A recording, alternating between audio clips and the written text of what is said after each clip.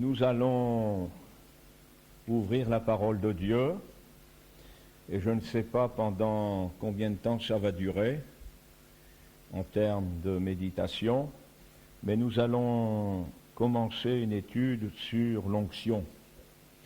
Je pense qu'il est important pour nous chrétiens, aujourd'hui certainement plus que jamais, de savoir ce que c'est que l'onction, que le Saint-Esprit dans nos vies, dans l'Église, comme le Seigneur l'a voulu même avec les croyants de la première alliance. Aujourd'hui, on confond ces choses-là avec de l'ambiance, avec de l'agitation, avec des manifestations corporelles, charnelles. Or, il n'en est rien. Il ne peut pas y avoir de communion ni de communication entre la chair et l'esprit. Et je crois que l'Église doit être vraiment enseignée à ce sujet-là. Donc, pendant quelques vendredis, si le Seigneur le permet, nous allons voir ensemble cet enseignement crucial, fondamental, pour la vie du chrétien aujourd'hui. Nous ne pouvons pas, frères et sœurs, vivre dans l'ignorance. Ce n'est pas possible. C'est le cœur de notre vie, c'est l'âme de notre vie. Nous pouvons avoir de belles liturgies, de beaux cantiques, de bons prédicateurs. S'il n'y a pas cette onction, s'il n'y a pas la présence de Dieu, ça ne vaudra pas grand-chose. Il nous faut ce feu et nous allons le comprendre pendant ces moments de partage ensemble. Nous avons déjà vécu une belle onction qui a préparé cette réunion et je crois que c'est prometteur, un don spirituel aussi qui a révélé ce que nous allons partager ce soir. Donc merci Seigneur pour ta sainte présence. Nous ouvrons donc notre Bible dans le livre de l'Exode, au chapitre 25. Nous lisons à partir du verset 1er. L'Éternel parla à Moïse et dit : Parle aux enfants d'Israël, qu'ils m'apportent une offrande. Vous la recevrez pour moi de tout homme qui la fera de bon cœur. Voici ce que vous recevrez d'eux en offrande: de l'or, de l'argent et de l'airain, des étoffes teintes en bleu, en pourpre, en cramoisi, du fin lin et du poil de chèvre, des peaux de bélier teintes en rouge et des peaux de dauphin du bois d'acacia, de l'huile pour le chandelier, des aromates pour l'huile d'onction, et pour le parfum odoriférant, des pierres d'onyx et d'autres pierres pour la garniture de l'éphod et du pectoral. Ils me feront un sanctuaire et j'habiterai au milieu d'eux. Vous ferez le tabernacle et tous ses ustensiles d'après le modèle que je vais te montrer. Nous le savons, le Seigneur accepte notre offrande à condition que ce soit fait avec joie. L'apôtre Paul nous le dit, qu'il nous faut donner avec joie et sans contrainte. Le Seigneur n'a jamais changé. Déjà, lorsqu'il parle aux enfants d'Israël, qu'il m'apporte une offrande. Nous remarquons que l'offrande qui est détaillée pour les enfants d'Israël concerne l'œuvre du Seigneur, tous les éléments qu'ils pourraient apporter ont un rapport avec la personne de Christ, dans son caractère, dans sa divinité, dans sa puissance, dans sa gloire. Toute l'offrande que nous pourrions apporter ne pourra que servir à l'œuvre du Seigneur. Cette offrande a le sens de prendre un prélèvement. Quand il nous est dit en hébreu qu'il m'apporte une offrande, qu'il prenne un prélèvement. Donc c'est vraiment un prélèvement sur quelque chose et ce n'est jamais le superflu. Lorsque nous donnons au Seigneur cette offrande, c'est le nécessaire. Cette offrande, littéralement, c'est une élévation dans la louange et il s'agit d'un haut lieu. Nous remarquons dans l'histoire d'Israël que lorsqu'Israël tombe dans l'idolâtrie, toujours les autels qui ont été mis en place ont été mis en place sur des hauts lieux. Toujours des hauts lieux. Et l'offrande que nous donnons au Seigneur, c'est une offrande d'élévation. Elle s'inscrit dans notre adoration, dans notre louange. Ce mot en hébreu est un mot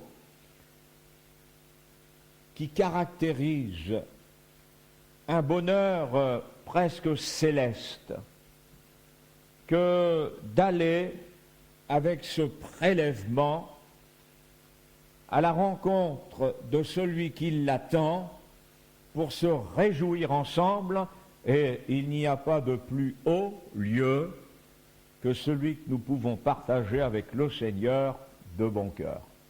Nous dépassons l'idolâtrie avec ces hauts lieux. Apporter, c'est un geste volontaire, spontané, décidé. Il s'agit de saisir avec ses mains ce prélèvement.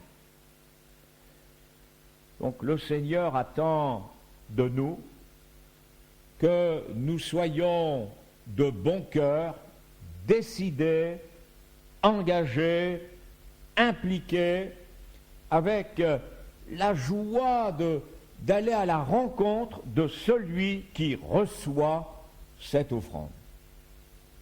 Or, frères et sœurs, l'huile pour le chandelier y a été citée, et les aromates pour l'huile d'onction font partie de cette offrande. Le chandelier a sa place, je dis bien à sa place, dans le sanctuaire, ils me feront un sanctuaire. Ce chandelier qui éclaire cette pièce qui s'appelle le lieu saint avant le lieu très saint, illumine, éclaire à partir de ces lampes où se consomme l'huile. Et ce chandelier, c'est la personne de Jésus. Lui, Jésus, quand il se présente, quand il est révélé à ceux qui sont encore sous la loi, va dire « L'Esprit du Seigneur est sur moi ». La présentation de Jésus au monde est avec cette huile qui est sur Jésus, il est oint, il est le Christ. C'est ce que veut dire son nom. Mais cette huile qui représente l'Esprit du Seigneur pour nous, elle sera une huile d'onction à partir de ces aromates.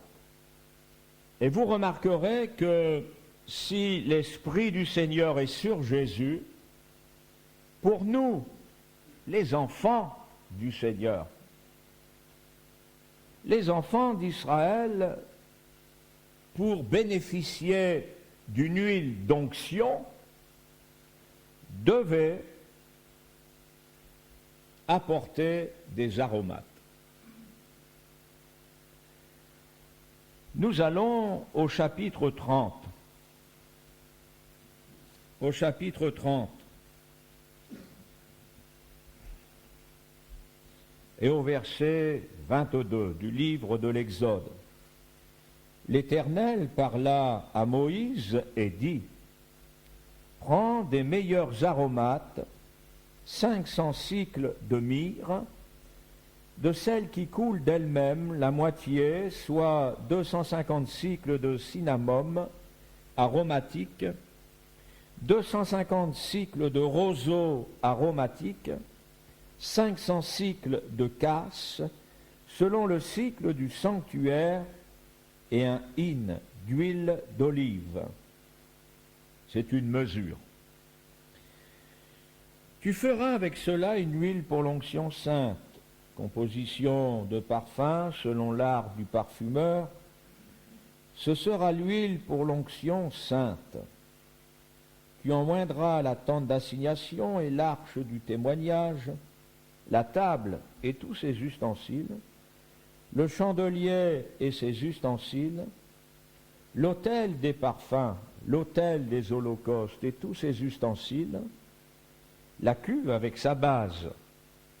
Tu sanctifieras ces choses et elles seront très saintes. Tout ce qui les touchera sera sanctifié.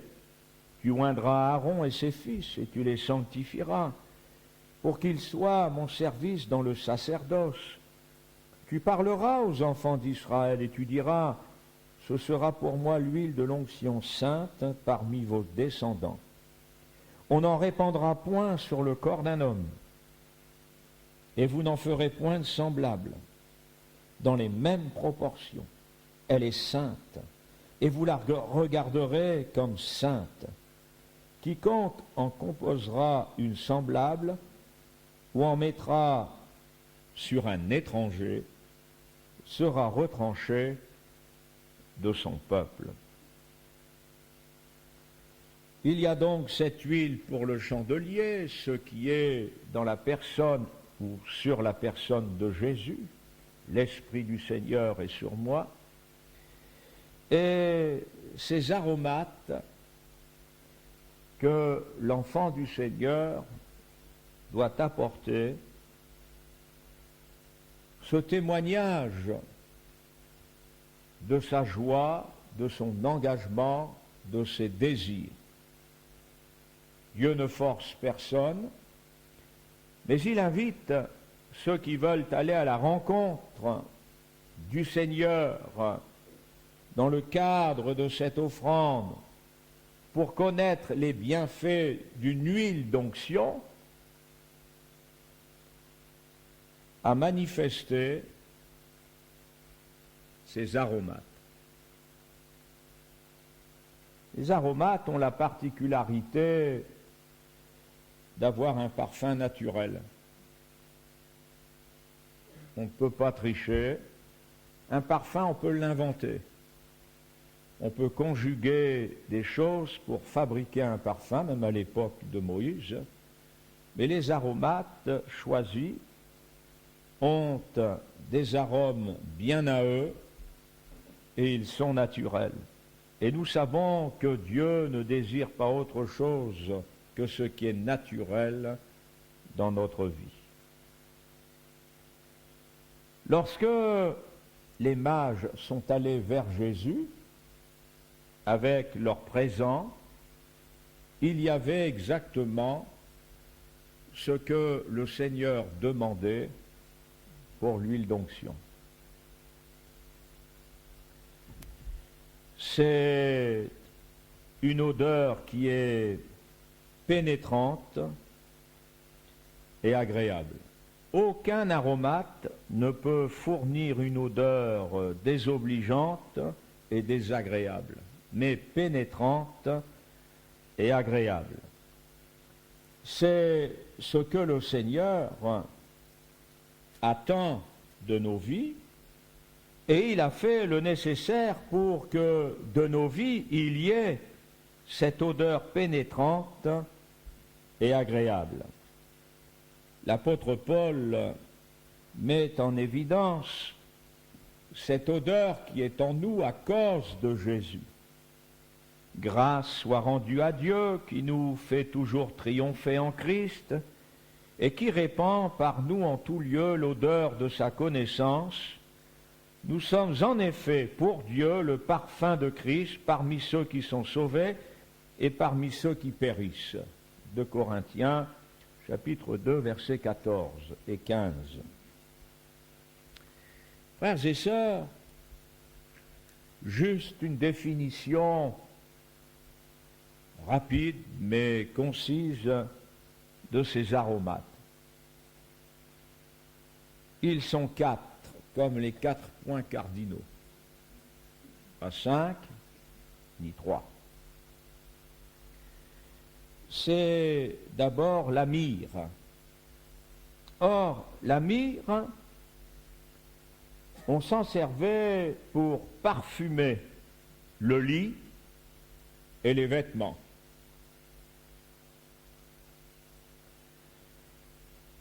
D'ailleurs, nous retrouvons dans le Cantique des Cantiques, parce que si certains voient dans le Cantique des Cantiques une traduction, je dirais, sensuelle, elle est plutôt spirituelle.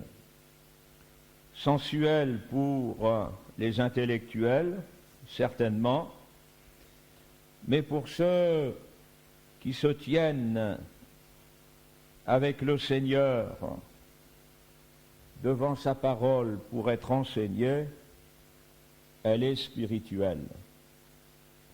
La Sulamite, qui est l'Église, l'épouse, au chapitre 1er du livre des Cantiques, au verset 16, dit ceci de l'époux: que tu es beau, mon bien-aimé, que tu es aimable.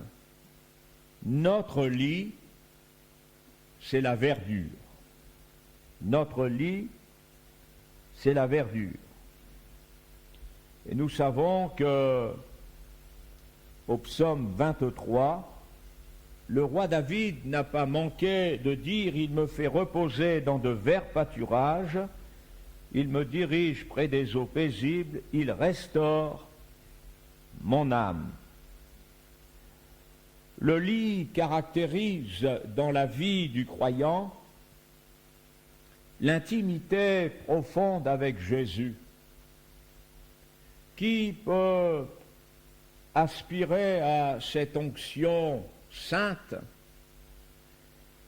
pour sa manifestation dans toute sa vie, sinon celui qui offre au Seigneur cette myrrhe, parce qu'il y a vraiment le désir d'être dans l'intimité, dans la présence de Dieu, comme Jésus lui-même nous invite à l'être quand il dit: entre dans ta chambre et ferme ta porte. La chambre, c'est le lieu du lit. C'est là où il doit y avoir normalement l'expression de l'intimité la plus juste, la plus profonde, celle qui doit rester intime. Cette présence constante de Jésus.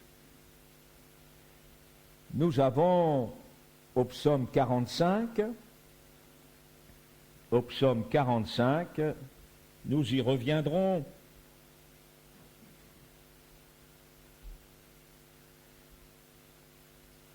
Verset 8, tu aimes la justice et tu hais la méchanceté, c'est pourquoi, ô Dieu, ton Dieu t'a oint d'une huile de joie par privilège sur tes collègues, c'est-à-dire pour être un privilège auprès, tu es auprès de tes collègues, et cette huile se communique, la myrrhe, l'aloès et la casse parfument tous tes vêtements. Il y a dans celui qui apporte cette offrande de communion avec le Seigneur, de vie avec le Seigneur, le témoignage de la présence intime de Jésus, écoutez bien, dans sa vie intime, cachée aux yeux du monde, et sur ses vêtements visibles aux yeux du monde. Frères et sœurs, quelqu'un qui est rempli du Saint-Esprit, qui observe une intimité avec Jésus, eh bien même sur ses vêtements, ça se voit. Si le monde nous fait voir son esprit avec les vêtements qu'il invente, nous n'avons pas de génie pour inventer des vêtements chrétiens, mais nous avons l'Esprit Saint pour que sur nos vêtements, il y ait le témoignage de ce qui est saint. Ça vaut pour l'homme comme pour la femme, pour le jeune homme comme pour la jeune fille, ça vaut pour l'enfant, garçon ou fille.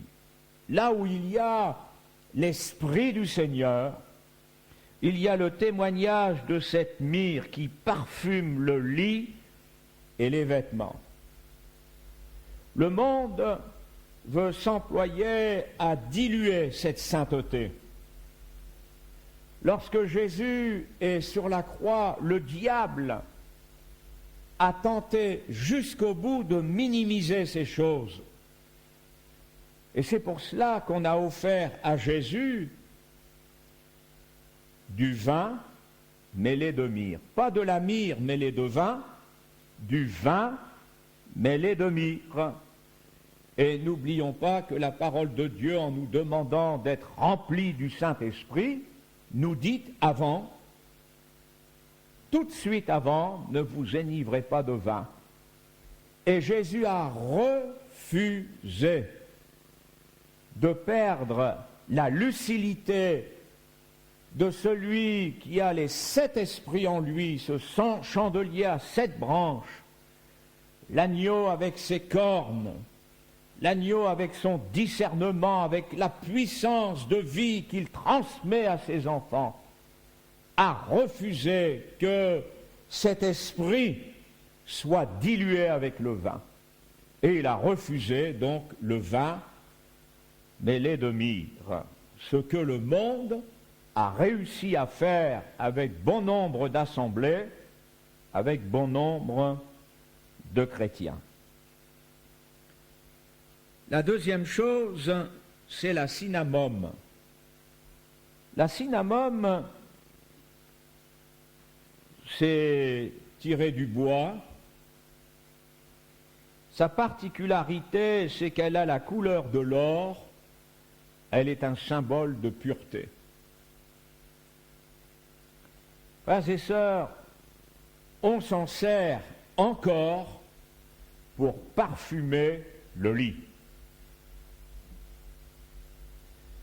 Rappelez-vous ce que Jésus a pu dire. Parce que tu es riche, à l'église de Laodicée, qui représente vraiment l'église de la fin des temps, tu dis que je suis riche, je me suis enrichi. C'est vrai qu'aujourd'hui nous sommes impressionnés par toutes ces églises qui naissent avec beaucoup de monde. On a l'impression qu'il y a plus d'étrangers que de chrétiens. Il y a de l'or de la richesse. Mais Jésus parle d'un or qui n'est pas celui que le monde produit. À cette église, il dit, tu ferais bien d'acheter de moi de l'or éprouvé par le feu, afin que tu deviennes riche, et des vêtements blancs, afin que tu sois vêtu et que la honte de ta nudité ne paraisse pas. Et nous savons que dans cette fin des temps, Jézabel va jeter bien des serviteurs sur le lit de la débauche. Or, Jésus nous invite à désirer du plus profond de nous-mêmes, nous qui voulons cette onction dans notre vie, à cette pureté de l'or, mais de l'or qui ne se trouve que dans les mains de Jésus, qui n'a de référence que le Christ, et c'est lui qui doit nous donner cette valeur sûre, et certainement pas le monde. Que voulons-nous, frères et sœurs? On ne peut pas avoir une seule direction et trois autres différentes. Nous en sommes à la deuxième. La troisième, c'est le roseau aromatique. C'est un roseau qui dégage un arôme naturel. C'est encore celui de l'époux. Retournons dans le livre du Cantique des Cantiques, et cette fois-là, au chapitre 4.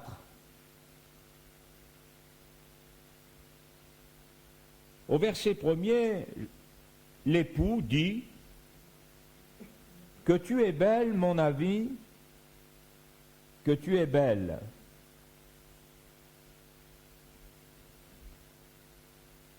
L'Église que le Seigneur Jésus s'est choisie est belle. Paul dira aux Éphésiens qu'elle n'a aucune tache et aucune ride.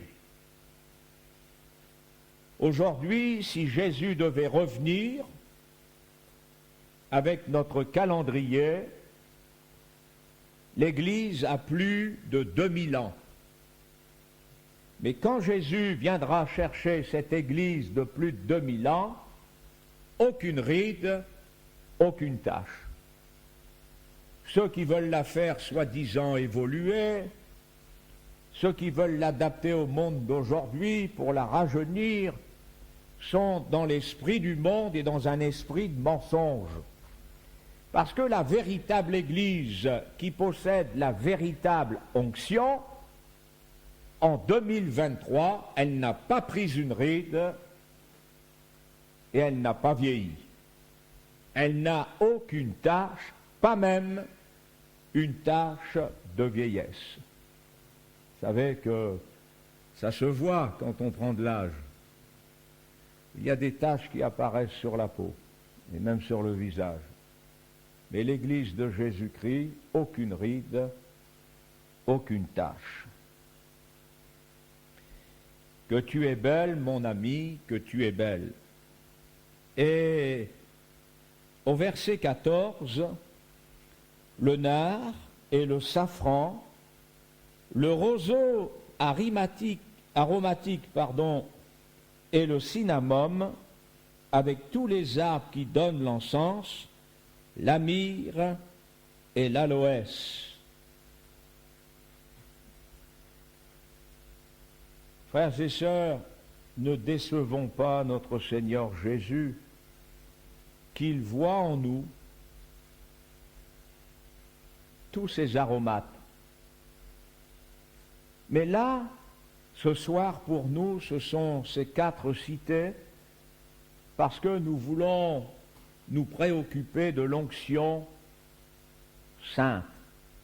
Cette onction que nous avons de la part du Seigneur et que nous devons garder. Ce roseau, là aussi, le diable l'a transformé. Les adversaires de Jésus se sont servis d'un roseau pour le mépriser. Le diable, plus que personne, sait ce que représente le roseau aromatique. Le diable n'est pas un ignorant de la Bible. Le diable connaît l'Esprit Saint. Le diable sait qu'il aura affaire à cette puissance pour être jeté dans l'abîme, dans ce séjour des morts, lié pour 1000 ans.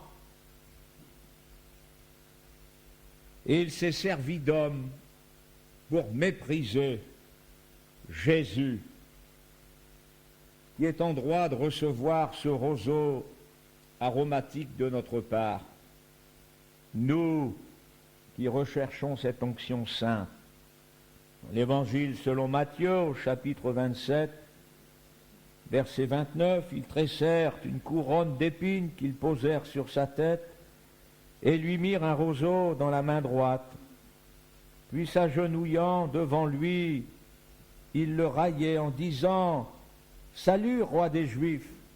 Ils crachaient contre lui, prenaient le roseau et frappaient sur sa tête.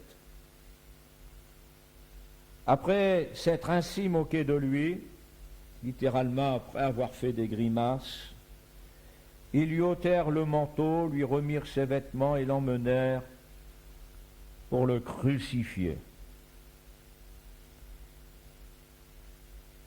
Au verset 35, après l'avoir crucifié, ils se partagèrent ses vêtements, en tirant au sort ces vêtements qui avaient l'odeur de la myrrhe, de la cinnamome, afin que s'accomplisse ce qui avait été annoncé par le prophète. Ils se sont partagés mes vêtements, ils ont tiré au sort ma tunique.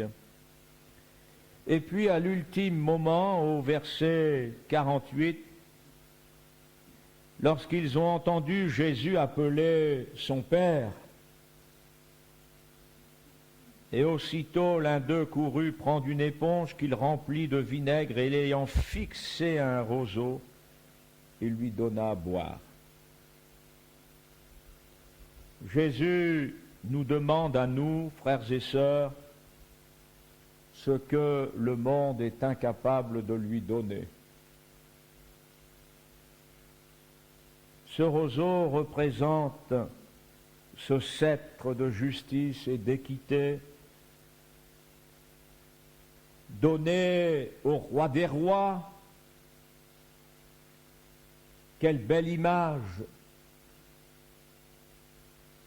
Jésus a choisi quelque chose de naturel que nous pouvons lui offrir parce que nous le reconnaissons comme roi.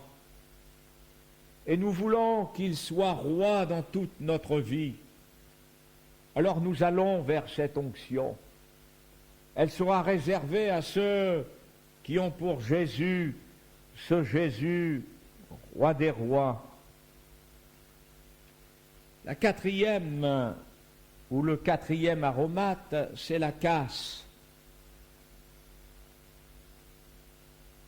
Aussi issue du bois.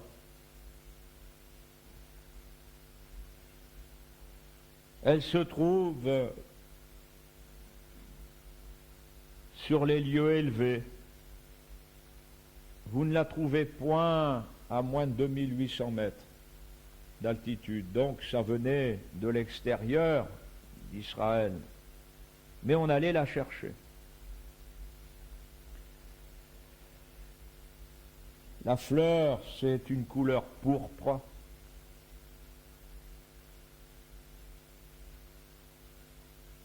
Frères et sœurs, c'est encore quelque chose de royal.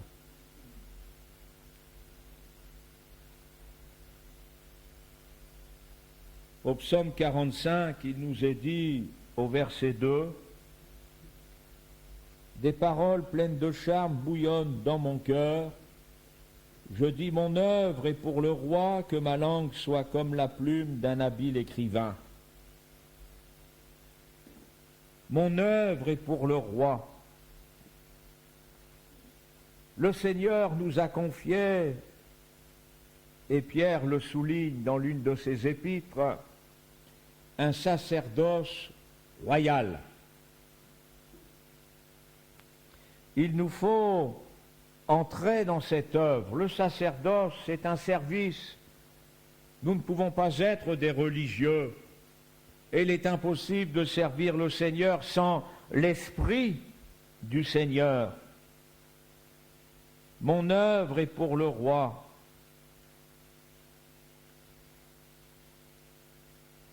Les fils de Corée sont inspirés de telle sorte que la langue est comme la plume d'un habile écrivain. C'est l'œuvre de l'onction. Sous l'onction, nos prières ne sont plus les mêmes.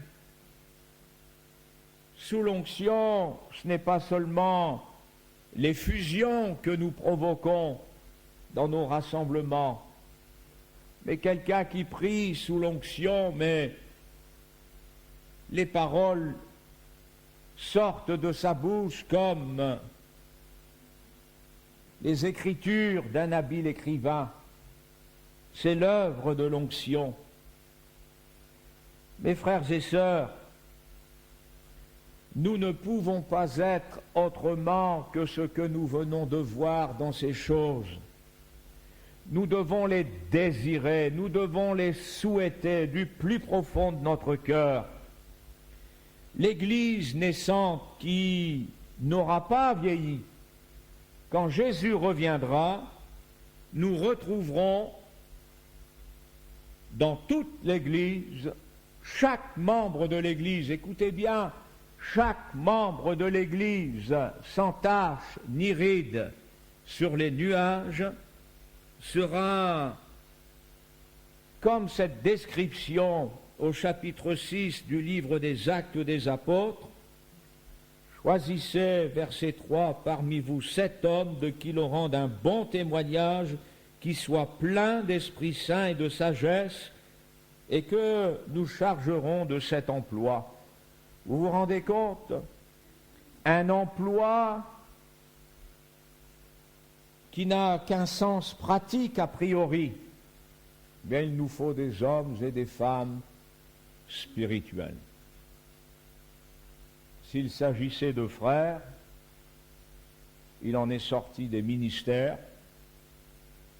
S'il s'agit de femmes, il en sortira des diaconesses, mais remplis du Saint-Esprit. Même nos frères et sœurs qui manient des ustensiles pour entretenir le lieu,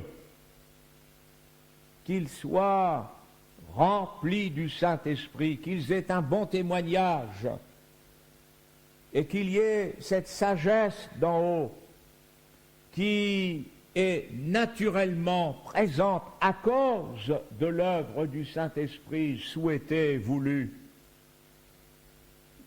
Ce sont ces personnes qui sont tout à fait discrètes, mais combien ces personnes sont comme cette offrande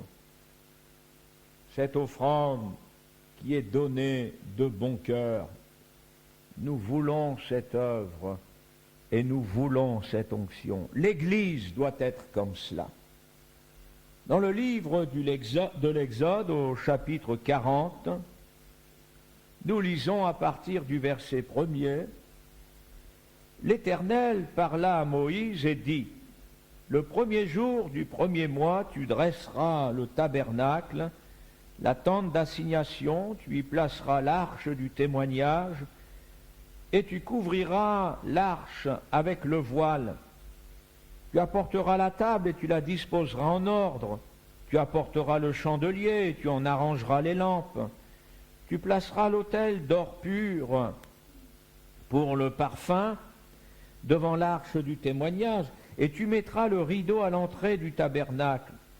Tu placeras l'autel des holocaustes devant l'entrée du tabernacle, de la tente d'assignation. Tu placeras la cuve entre la tente d'assignation et l'autel et tu y mettras de l'eau. Tu placeras le parvis autour et tu mettras le rideau à la porte du parvis. Tu prendras l'huile d'onction. Tu en oindras le tabernacle et tout ce qu'il renferme, et tu le sanctifieras avec tous ses ustensiles. Il sera saint. Tu oindras l'autel des holocaustes et tous ses ustensiles, et tu sacrifieras l'autel, sanctifieras l'autel, et l'autel sera très saint. Tu oindras la cuve avec sa base, et tu la sanctifieras. Tu feras avancer Aaron et ses fils vers l'entrée de la tente d'assignation, et tu les laveras avec de l'eau. Tu revêtiras Aaron des vêtements sacrés, tu l'oindras et tu le sanctifieras pour qu'il soit à mon service dans le sacerdoce.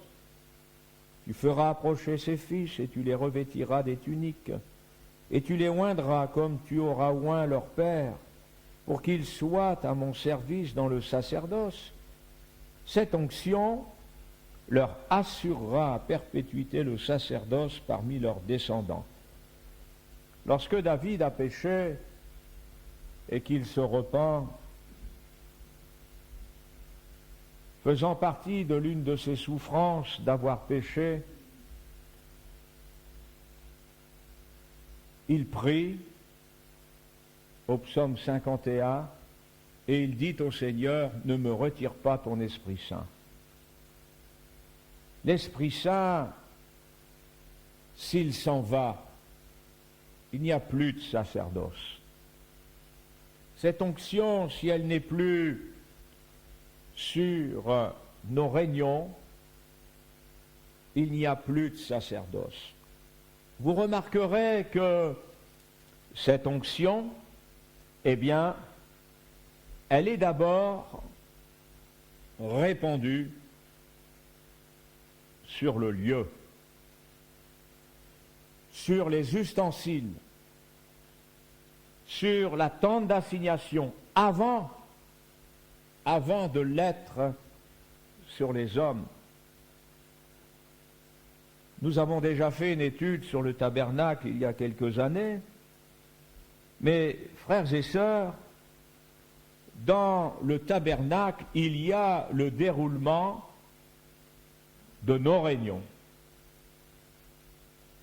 L'Église commence avec un service de baptême après la prédication de l'Évangile, la persévérance dans la prédication des apôtres, la fraction du pain, la Sainte Seine, les prières, communion fraternelle et la crainte de Dieu. Et nous retrouvons toutes ces choses, elles sont citées les unes après les autres. À l'entrée de ce tabernacle, il fallait passer par l'autel. C'est l'évangélisation. C'est ce qui caractérise le sacrifice qui nous permet d'approcher cette tente qui renferme le lieu saint et le lieu très saint. Mais après cet autel, souvenez-vous, il y a la cuve d'airain, avec tous ces miroirs qui représentent la parole de Dieu, son enseignement. Et cette parole qui a touché notre cœur et qui nous amène à descendre dans les eaux du baptême. Et après être descendus dans les eaux du baptême, nous pouvons entrer dans le lieu saint et dans le lieu très saint. L'Église, aujourd'hui, ne doit pas abandonner ces choses. L'évangélisation des hommes. Quand je pense qu'un prédicateur à la mode a pu dire publiquement sur les ondes qu'il déteste ce mot évangélisation, mais l'évangélisation, c'est l'évangile répandu, c'est l'autel oint avec cette huile d'onction, et puis le baptême avec la prédication. Mais tout ce que nous faisons dans l'Église, il faut qu'il y ait cette onction, il faut qu'il y ait la présence du Saint-Esprit.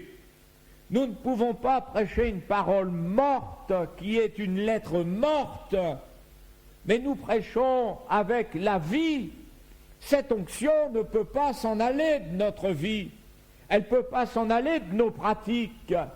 Alors nos pratiques doivent être saines, conformes à la parole de Dieu. Et nous, devant le Seigneur, toujours avec cette crainte, pour ne pas amener autre chose que ces aromates qui vont faire que cette onction d'huile va exister. Remarquez, dans ce passage que nous avons lu, tu dresseras, tu placeras, tu disposeras en ordre.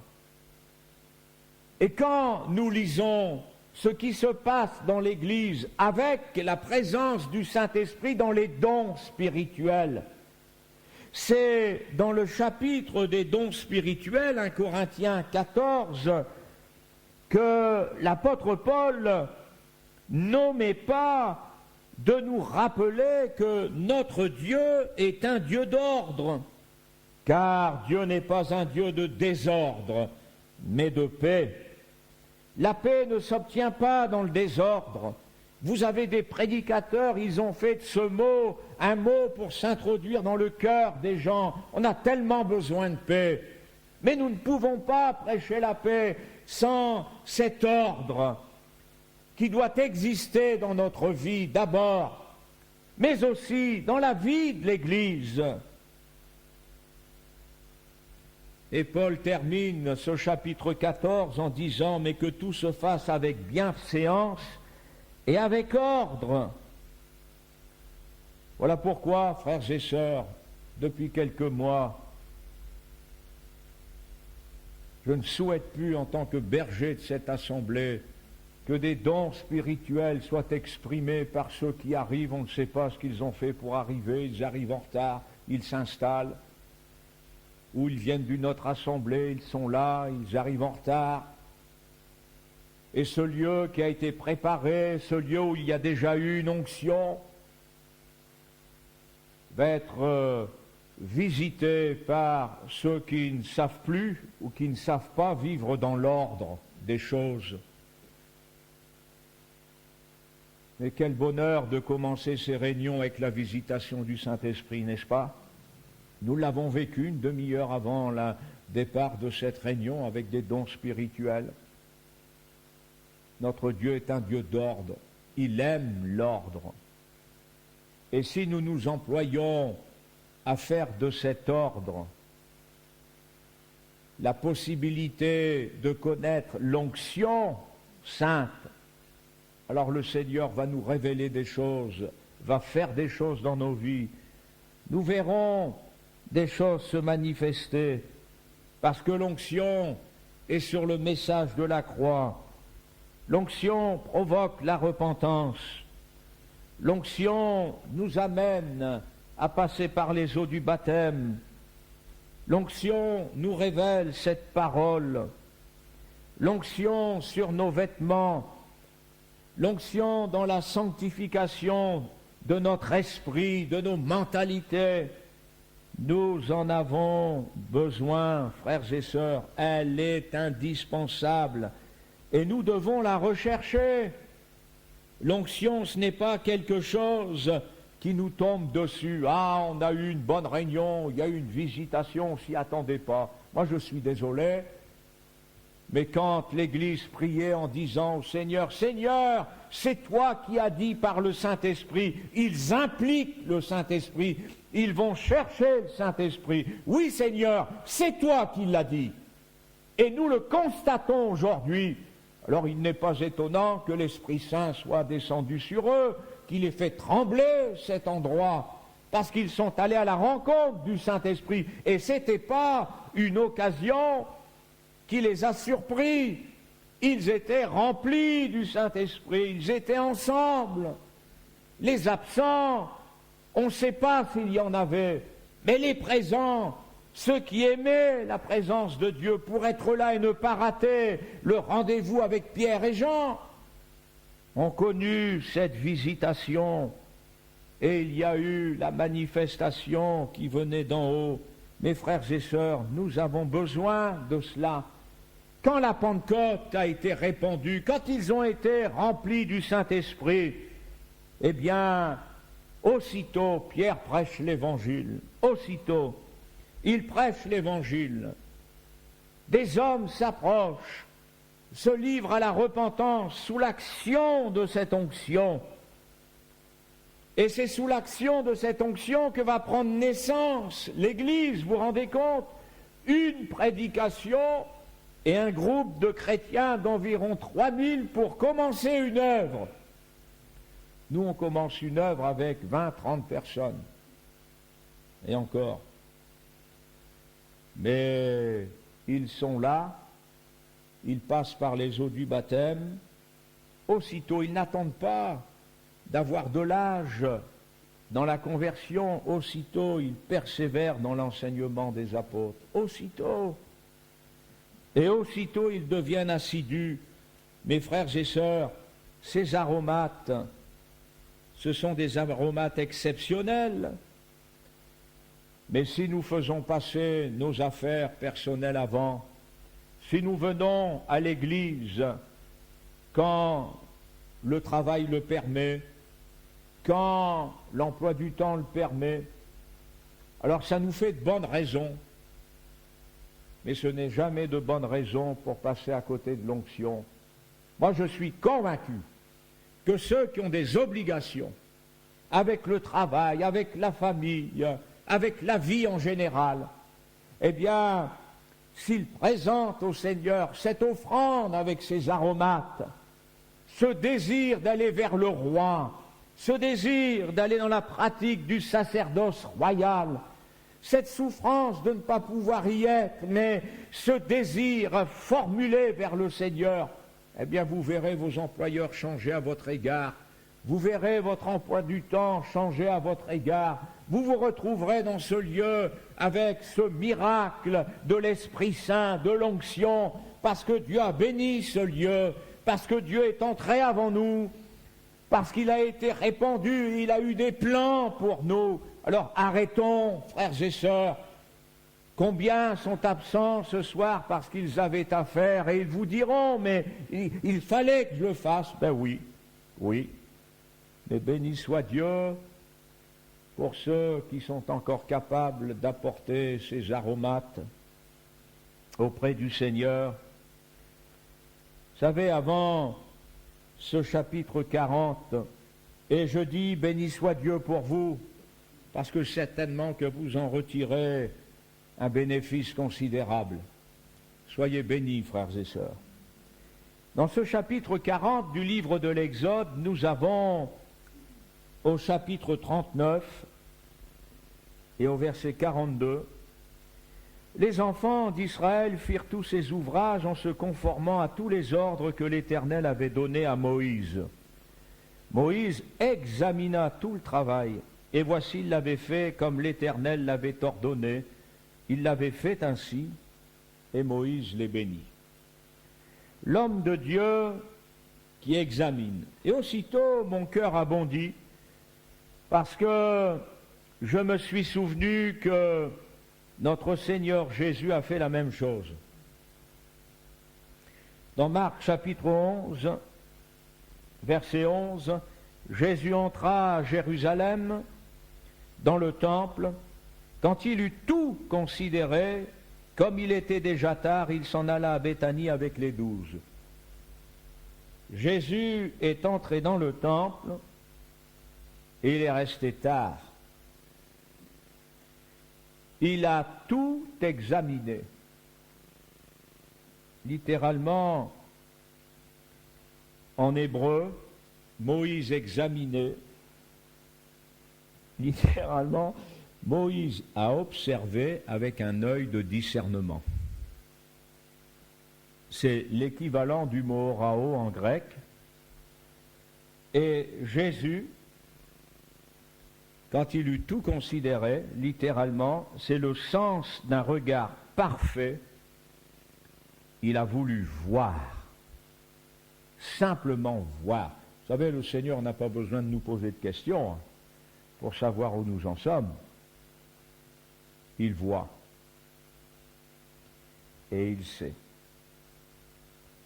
Frères et sœurs, l'Église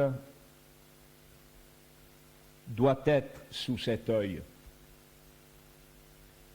Et il y a une véritable onction quand cet œil existe. Moïse, Jésus l'avait. Mais que dit la parole de Dieu?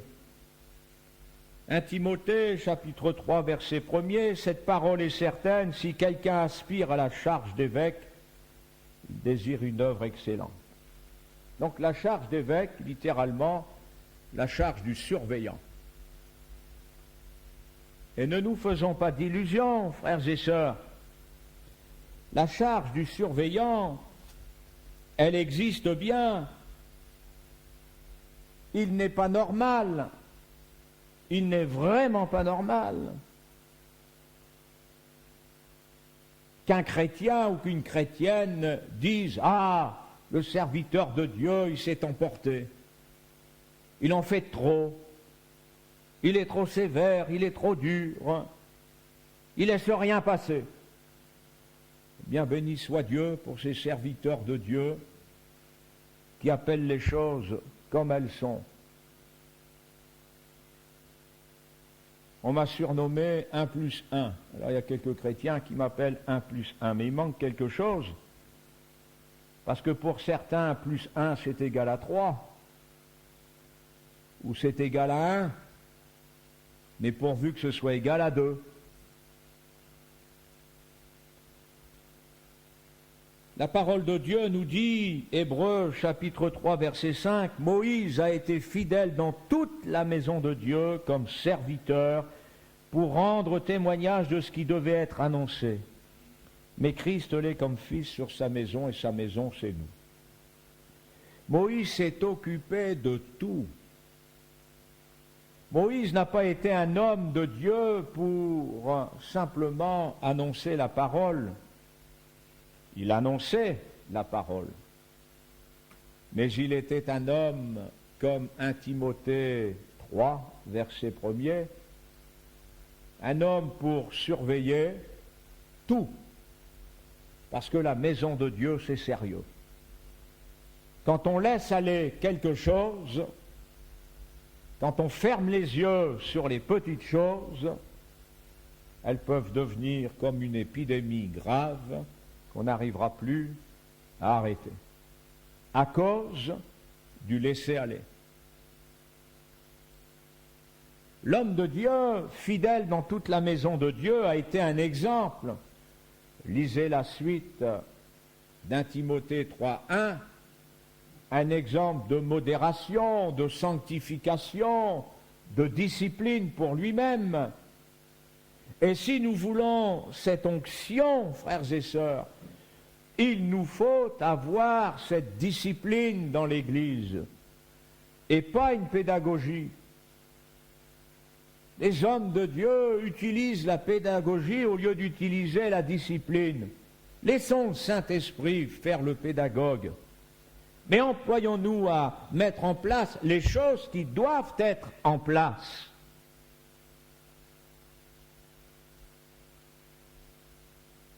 Lorsque nous lisons que Moïse a été fidèle dans toute la maison de Dieu comme un thérapeute spirituel, c'est ce qui a donné le mot thérapeute, serviteur, thérapon. Au point de vue spirituel, rien à voir avec nos psychologues d'aujourd'hui qui ne valent pas grand-chose dans nos églises. Au contraire, ils mettent un frein à l'œuvre du Saint-Esprit.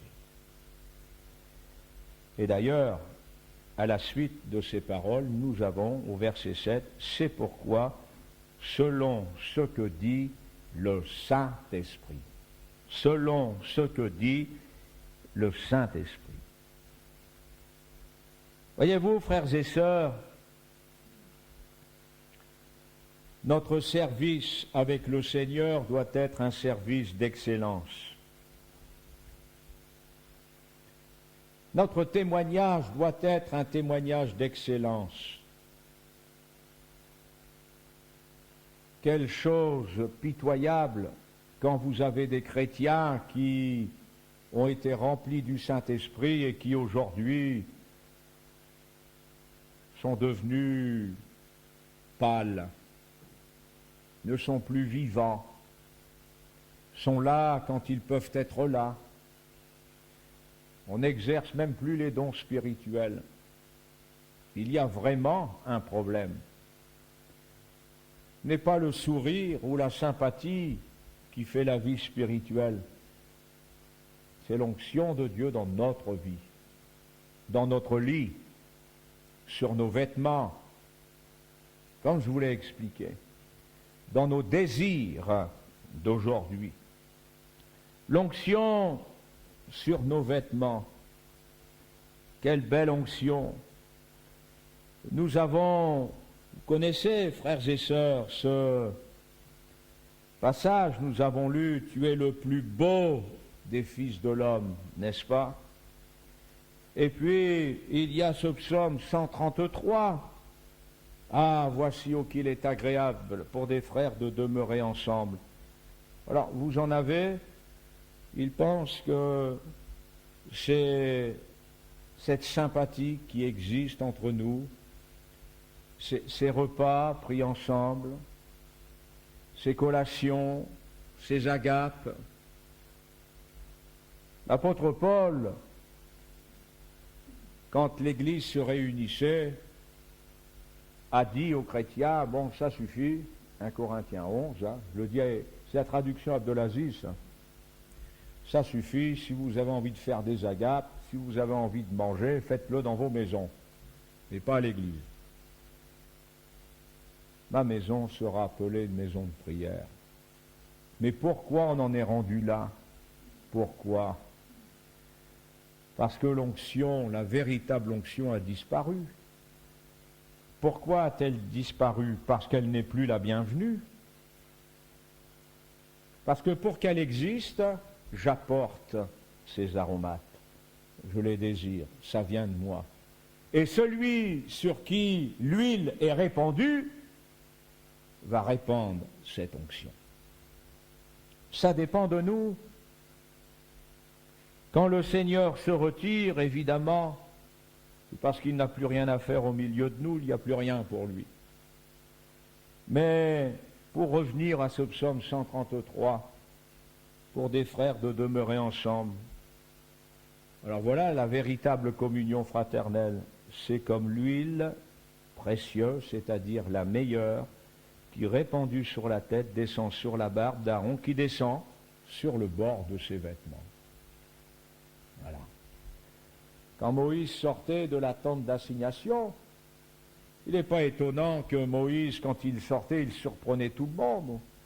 On devait détourner le visage, il avait le visage tellement imprégné de la présence de Dieu, mais déjà sur cette tente, il avait une onction. Moi, je crois que quand j'entre dans ce lieu, bien sûr, ce sont des murs, bien sûr, c'est humain, mais on est là au 10. Eh bien, au 10, il y a une onction qui nous attend. Il y a une onction que j'ai souhaitée. Mais quand j'entre dans ce lieu, parce que je l'ai désiré, cette onction, eh bien, je vais être béni. Il n'y a pas de raison, elle est là.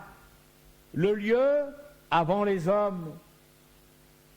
Il n'y a pas longtemps, pendant un moment de prière, avant la réunion, il y avait une onction. Et quelqu'un a dit qu'il était là pour entendre ce que le Seigneur a à lui dire, et puis à la fin de cette réunion, eh bien, il y a eu un message du Seigneur, de la part du Seigneur, parce que cette onction est là. Frères et sœurs, nous pouvons, de par notre nature, mettre fin facilement à cette onction. Pierre va être comme les fils de Corée. Les fils de Corée qui, au psaume 45, ont été inspirés pour dire « Tu es le plus beau des fils des hommes », etc. Mais Pierre va dire à Jésus « Tu es le Christ, le Fils du Dieu vivant ». Il fallait le dire au milieu de la loi. C'est la loi encore. Jésus, reprenant la parole, lui dit, « Tu es heureux, Simon, car ce ne sont pas la chair et le sang qui t'ont révélé cela, mais c'est mon Père qui est dans les cieux. » Jésus parlera du Saint-Esprit plus tard, il fallait que Pierre le découvre. Mais le Père céleste, qui est à l'origine de cette onction, l'a déversé sur cet homme qui était disposé. Seulement quelques instants plus tard, Pierre, le même homme, n'est plus disposé de la même manière. Parce que quelques instants plus tard, Jésus commence à faire connaître à ses disciples qu'il va devoir passer sur la croix pour être crucifié, etc. Et nous avons ce Pierre qui dit « À Dieu ne plaise, Seigneur, ça ne t'arrivera pas. » Donc ça, ce n'est pas de l'inspiration. Jésus, se retournant, dit à Pierre, « Arrière de moi, Satan, tu mets en scandale. Arrière de moi, adversaire. » Alors on peut être sous l'onction, inspiré, et comme Jésus, et puis sans l'onction, devenir un adversaire. Alors prenons garde, frères et sœurs, parce que maintenant, nous sommes sous la grâce, avec la Pentecôte qui s'est réalisée, et nous devons être sérieux avec les choses de l'Esprit. Ne donnons pas l'occasion à notre chair de se manifester. Jésus a vu les faiblesses de ses disciples.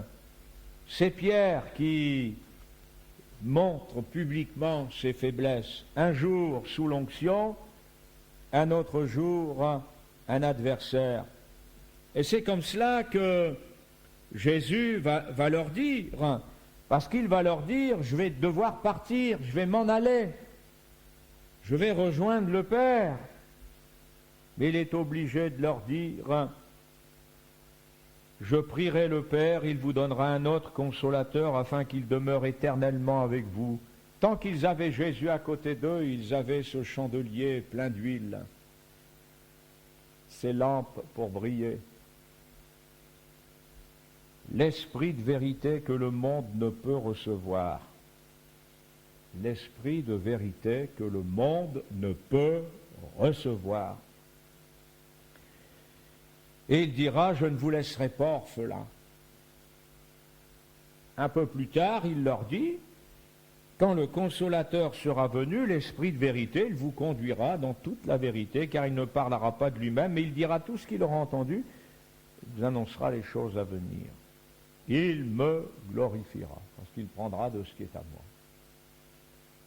Ce chandelier avec cette huile et ces lampes, ce Jésus-Christ que nous connaissons, frères et sœurs, il est à nous aujourd'hui encore. Et nous ne pouvons pas, frères et sœurs, brader notre consécration. Nous en paierons les conséquences.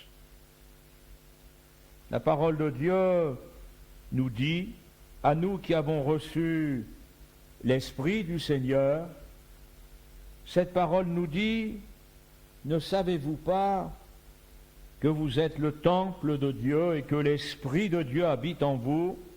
Si quelqu'un détruit le temple de Dieu, Dieu le détruira.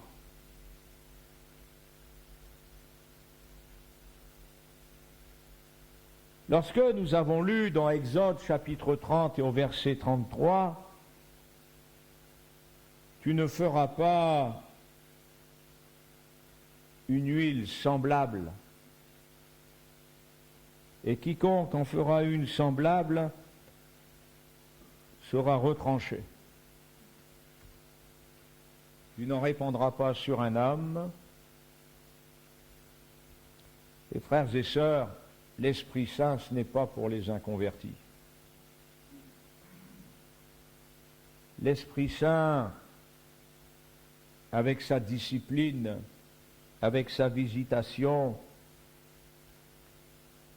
ne peut pas être livré au monde. Quelle tristesse, je pense, personnellement que toutes ces églises qui se répandent publiquement au monde pour livrer leur culte, leurs échanges, leurs moments de louange, d'adoration ensemble, livrent au monde ce qu'il y a de plus intime, ce que nous connaissons sur nos lits, sur nos vêtements, que le monde nous voit dans le monde vivre avec la sainteté, c'est une chose, mais le lieu, je suis convaincu qu'il doit être préservé. On a imité le Saint-Esprit aujourd'hui dans ces églises mondaines. Comment l'a-t-on imité? On a vu ce que provoquait une effusion du Saint-Esprit. Et à la place de l'œuvre du Saint-Esprit, eh bien, il y a des effusions, elles sont émotionnelles, elles sont charnelles, elles sont corporelles, et on dit le Saint-Esprit est là. Mais il y a une chose qui reste un repère fondamental, c'est le Saint-Esprit. Et là où il n'y a pas la sainteté, il ne peut y avoir l'Esprit. Ne nous laissons pas séduire, frères et sœurs, par les effusions humaines, charnelles. J'ai vu en vidéo il y a quelques années une assemblée de débauchés. Et ils ont décidé dans leur débauche de louer Christ. Mais si on n'avait pas dit que c'était des débauchés, mais ça ressemblait aux églises de Pentecôte traditionnelles où il y a ces effusions. Mais quand vous regardez leur vie contre nature, leur débauche, ça vous donne envie de vomir. Mais nous, dans nos églises, nous devons veiller. Et la discipline, c'est que même si un ange du ciel annonçait un évangile s'écartant de celui que nous vous avons prêché, qu'il soit maudit, dit Paul. Et l'évangile que nous avons prêché, mais Paul le dit, il a prêché la prédication du Christ crucifié avec une démonstration de l'onction, une démonstration d'esprit et de puissance. C'est comme cela que ça marche. Attention aux faux ouvriers. Les faux ouvriers ne se soucient pas de la sainteté, ne se soucient pas de votre avenir céleste. Leur souci, c'est terrestre, que des choses terrestres. C'est pas la sanctification du lieu, c'est pas la sanctification du corps, des vêtements, de l'esprit, de la vie, du sacerdoce. Non, c'est ce qui va satisfaire les appétits, c'est terrestre. Mais l'Esprit Saint, c'est l'huile la meilleure qui donne la bénédiction et la vie pour l'éternité. C'est Jésus qui reviendra chercher son Église, et je le répète, sans ride et sans tache. Eh bien, frères et sœurs, si le Seigneur le permet, nous aurons un autre volet sur l'onction. Nous prions.